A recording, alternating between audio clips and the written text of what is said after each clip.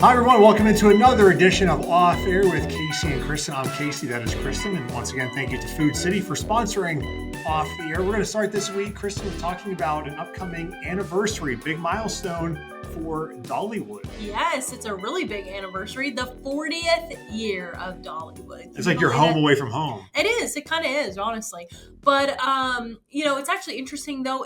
It technically, I would say, is a little bit older than 40 because it used to be Silver Dollar City before it became Dollywood. So if you include those years, too, it's been a little longer, but still very exciting. Dollywood, since Dolly's been the, a main figure of it all.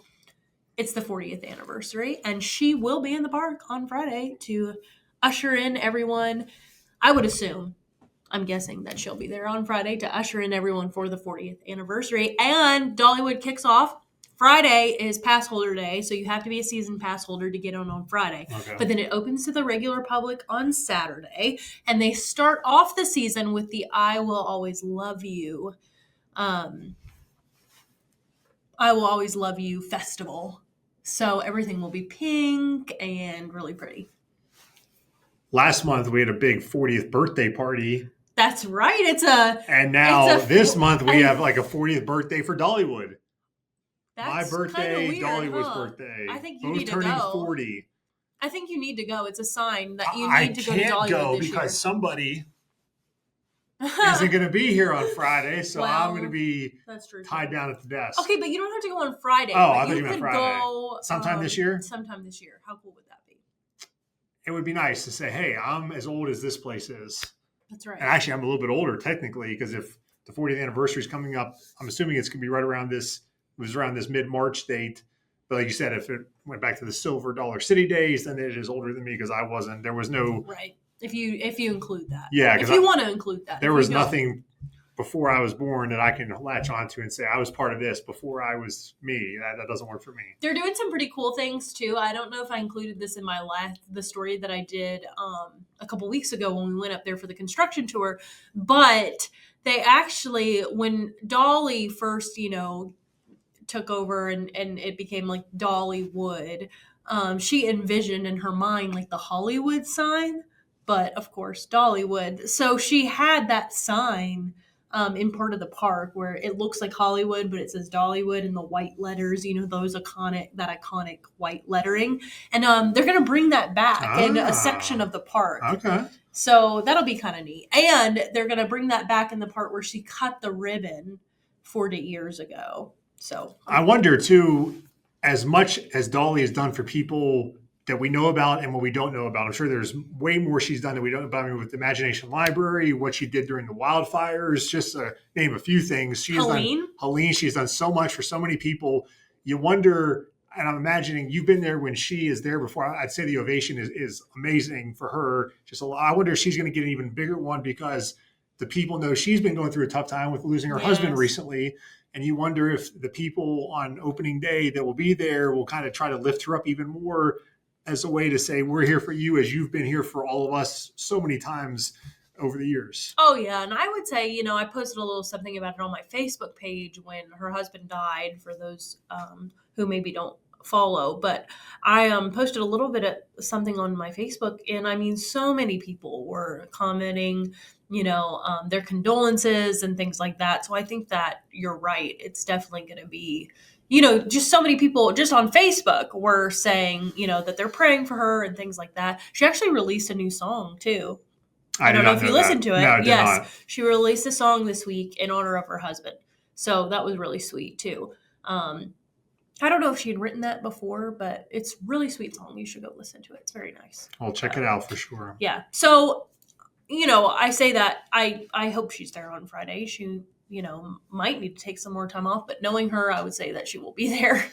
Another event that was happening that's already happened this week, but it's just another sign we're getting a little bit closer to the Major League Baseball, the Classic at Bristol Motor Speedway. They had an event earlier in this week with Brad Keselowski was scheduled to be in town. Then also they were going to have some of the former baseball players for the Braves and the Reds scheduled to appear. Just another way to kind of drum up excitement for the game. we are less than 5 months away now from that. I am so excited. Are you excited about I'm that? very excited. August 2nd. You will have now seen a college football game, and you can say that you will maybe have seen a baseball game. Yeah, I don't know if maybe hopefully I can get a chance to go, but we'll see. That's I'm obviously not in the sports department anymore, so and it's completely different in the sense of with football, we were able to stand on the sidelines, shoot highlights ourselves, and you can't do that for a baseball game. I mean, it's True. baseball, in my opinion, is the hardest sport to shoot highlights of yourself. Hard. Yes, it is extremely hard. I mean, we do it at the high school and college level, never try to do it major league. But I mean, I could shoot an NFL game. I feel like it wouldn't be that so much faster, but like I have full confidence that I could shoot highlights of an NFL game. But Major League Baseball, you got to be way far away. And usually, there's regional sports networks that have rights to games. It's just a little more complicated. So I don't even know if that's interesting. Anybody will be able to shoot highlights here locally at the game. That's something that, again, probably our Heather or Cole will probably have a better answer to that. I don't even know if that's something they would be able to do. But obviously, you'd be able to interview the players after the game and whatnot and shoot some of the pre-game festivities, all that stuff. But, so I don't know. I guess we'll see if we'll be there or not in some capacity. But if I'm not Jerry, are you listening? I'll be watching for sure. But yes, maybe we can. We would like to go and watch. We'll be off air. We'll represent at the Classic, or we'll be the correspondents for off air. We'll do some cool stuff for that. But yes, I'd like to just see it. We could, and we can talk about it on our podcast. And you can say, I named my dog after Atlanta Brave. That's why I need to be at the game. And Chipper Jones was here, and I didn't get to meet him, and our dog is named after him. But you didn't have your dog Chipper when Chipper Jones came here back in. It was in August, I think, when they announced. I think it was. Do you think he'd be weirded out by that though? Like, here's my dog Chippy. I'm sure there's a million Chippers. And also kids. I bet you there's boys out there that were named Chip or Chipper because of him many years ago. So it's nothing. I'm sure he'd be like, oh, that's great. But I don't think he'd be like, whoa, like that's never happened before. I never heard that before. I need to take a picture with you. You're the first one that's ever named an animal after me or a child. So no, I'm sure that's happened before. Well, maybe I'll get that chance. Hey, maybe you will. Maybe you will. And hey, if Jerry, if you're watching, help Kristen maybe meet Chipper Jones. I'm sure he'll be at the game. Who, Jerry or Chipper? I know Jerry will be there. Hopefully Chipper will be there. I think this is a once in a lifetime thing. So I would say Chipper Jones. I'd say there's probably going to be a lot of Braves there. I'm a big Braves fan, by the way. I say big Braves fan. I don't follow baseball as much as I do football, but I grew up going to games, and my family all big Braves fans. So be pretty cool. I'm not a fan of the Braves or the Reds. I'm a Pirates fan. So if I had to neutral. But if I had to pick one, I would lean. Oh Come boy! On. I mean, I probably would lean Cincinnati. What? Because my worst memory my first worst memory as a sports fan was because of the Atlanta Braves. Back in the early 90s, they beat the Pirates in the NLCS. Sid Bream had that slide in and home plate. There? No, I was like 6 years old. Oh. But I remember watching it at home. Been there. Big Pirates fan. Barry Bonds made the throw in from left field. Wow. And Sid Bream got the slide in, and the Braves went on to the World Series. I don't think they won it that year, but that ended the Pirates. The Pirates had gotten so close to the World Series, I think 3 years in a row, 90, 91, 92. And then after they lost that, the team got dismantled, and it took them like 20 years to get back to relevancy again. So, and it was heartbreaking for you. Yes, as a young kid. I mean, that was like, oh my gosh, the Pirates. I mean, they were good when I was young, and then they weren't good again for 20 some years. So the Braves, I blame for that downfall, because if the Pirates won that, it was Game 7 of the NLCS in Atlanta. If the Pirates win that game, they go to the World Series, and who knows, maybe they can keep the team together. So I've never liked the Braves because of that. But, is that your worst sports memory? No, I wouldn't say worst, but it was definitely my first worst moment. Your first but worst. It's, I mean, again, I was like 6 or 7 when it happened. Traumatizing. So couldn't comprehend, but looking back on it, I mean, I had no idea at the time. I didn't really stand. I just knew the season was over. If you would have told me then it was going to be 20 some years before they were good again, I would be like, yes. But I've seen the Steelers lose the Super Bowl in 2010. That's easily my worst sports moment. 28-3. When 28-3. When the Falcons lost the Super Bowl. That was to the Patriots when they were winning 28-3. Horrible. Yeah.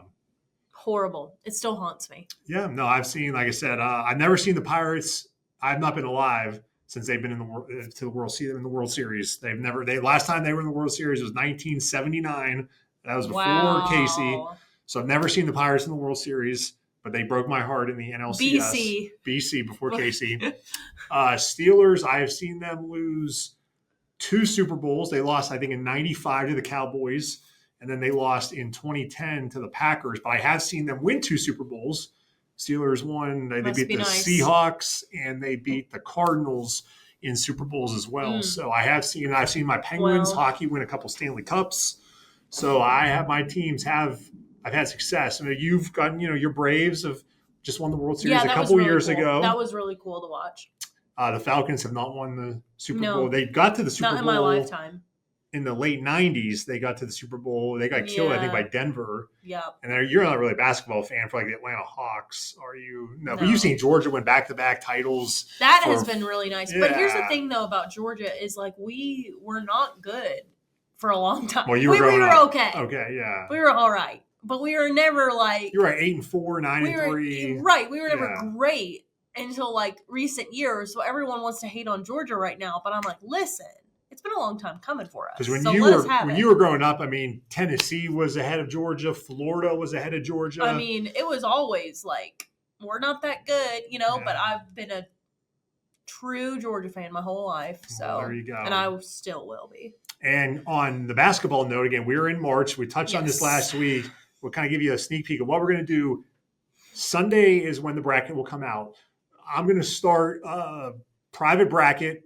And I don't know which site yet, Yahoo, ESPN, something like that. And then we will post the password, however you can get in to enter it. And we will have that next week on our podcast. We will actually post our podcast earlier next week than we typically do. So we can get the word out, get everyone signed up, have a little bracket challenge for off air.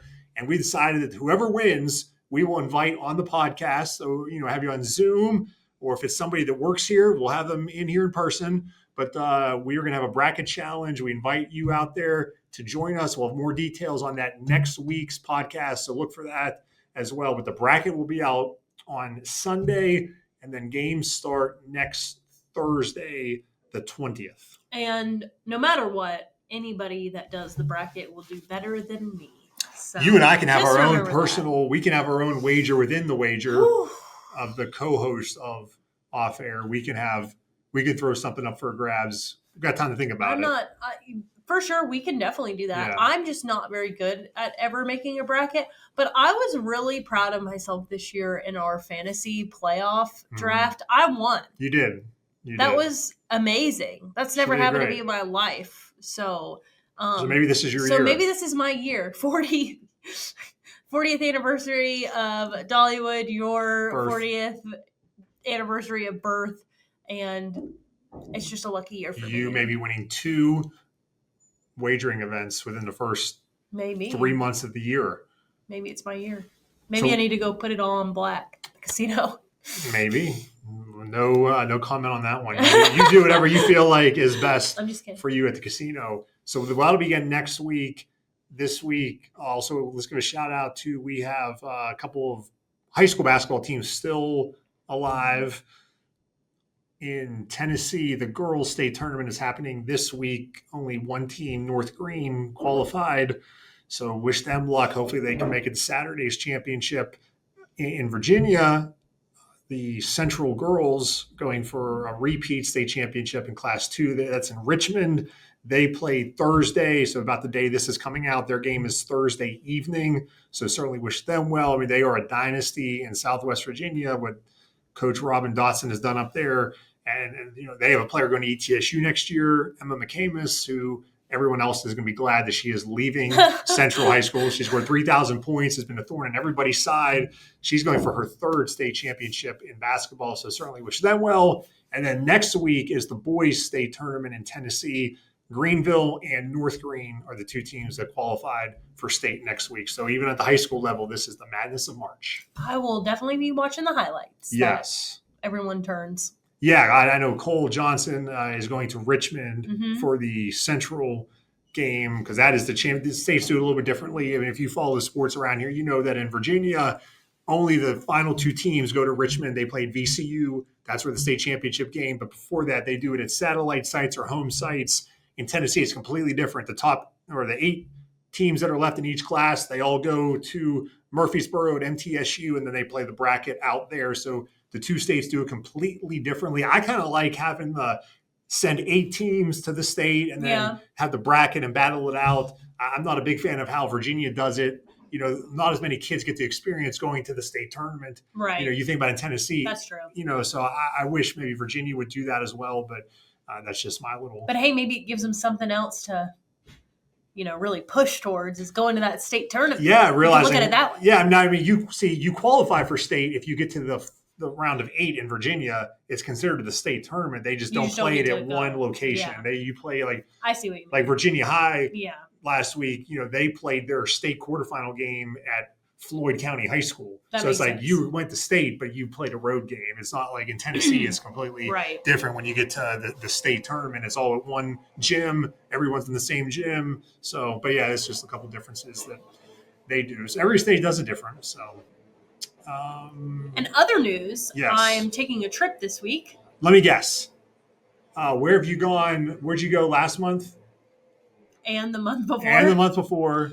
Nashville. Going back to complete the trifecta. Yes, 3. Maybe I'll do 4 for the 40th. No. Maybe I'll do 40 trips to Nashville this year. That's my goal. The first time you went was for a concert. Yes. Second time was for the Emmys. Yes. Which is fantastic. And this time, back for another concert. I'm back for another concert.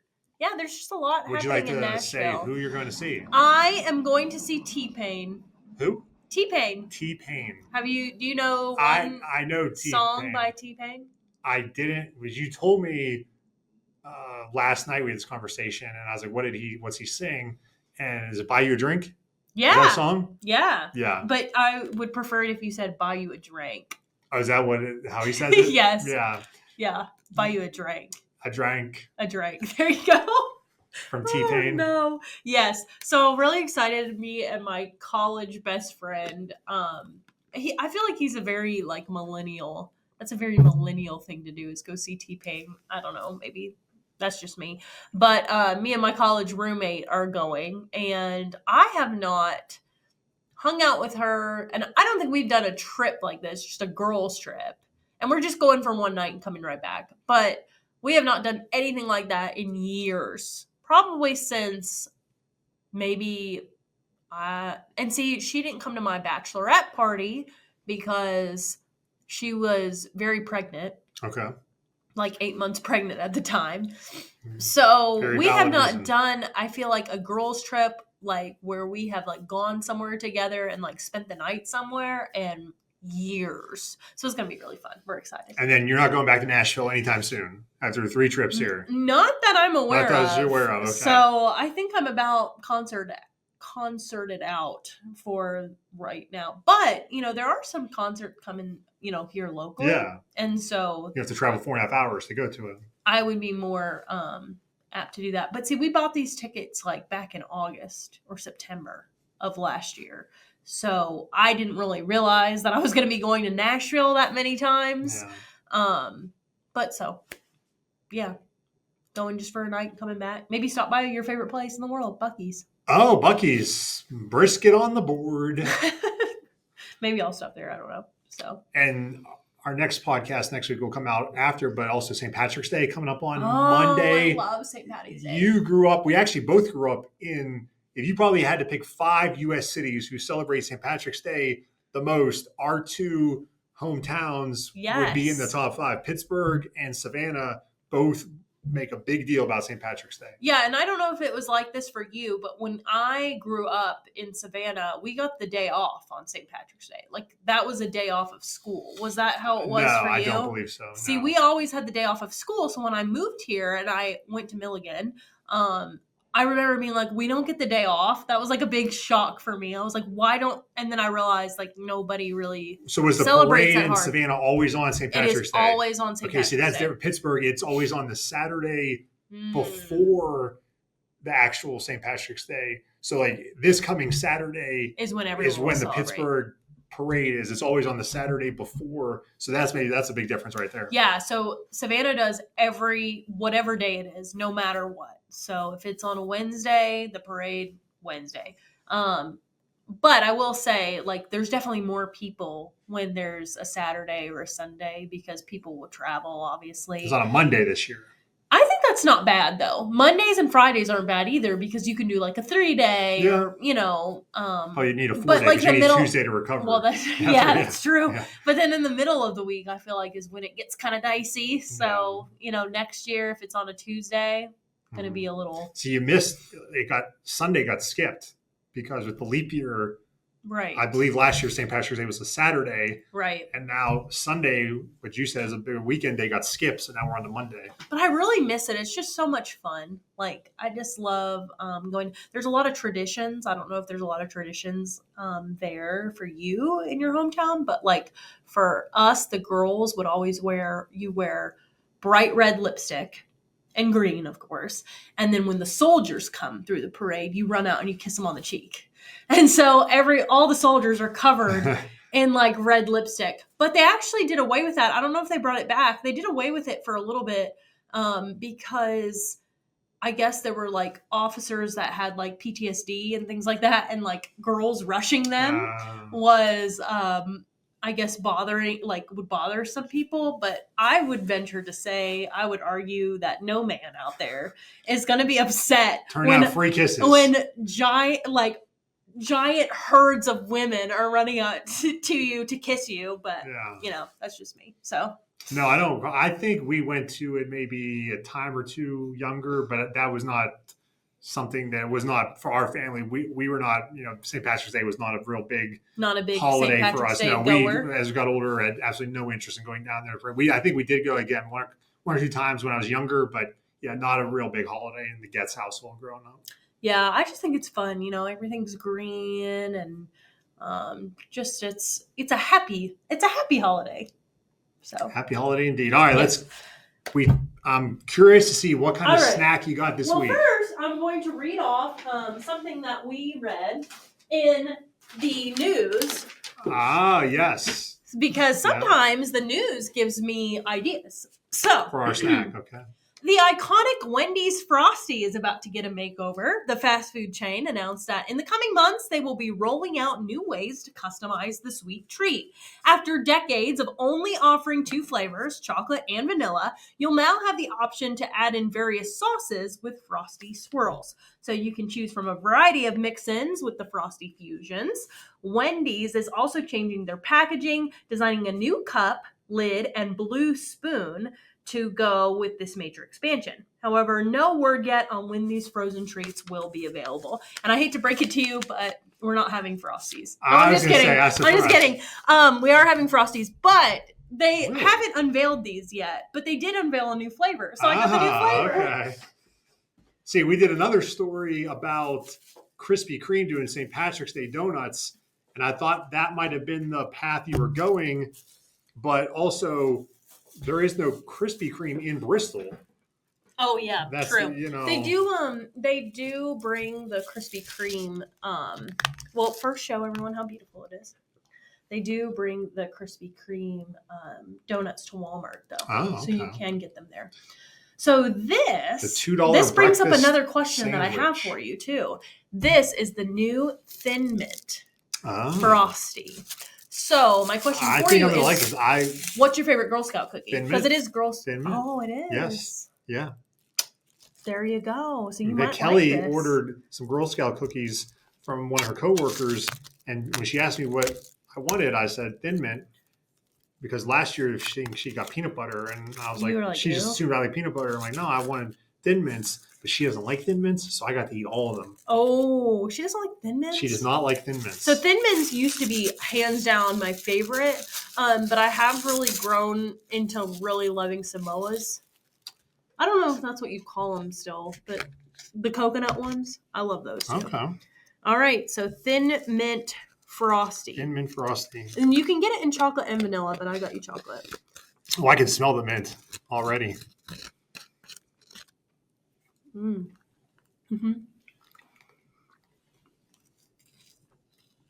I like it. It almost tastes like it's got this little crunch to it. Like a Thin Mint crunch. I'm going to give this a 9 out of 10. No way. Not as good as the cheesecake from Tipping the Scale, but it's just a couple notches below. So I'm going to go 9 out of 10. Wow, that's one of your highest ratings. It is. In fact, another tease, that's going to be, I think next week we're going to also look back at all the things we have tried so far in off air and how I have been a much tougher judge of things than you are on the scores. What is your score here? Am I going to beat you on this? Yeah, you might. I would say like an 8. I feel like it needs more mint. Is that crazy?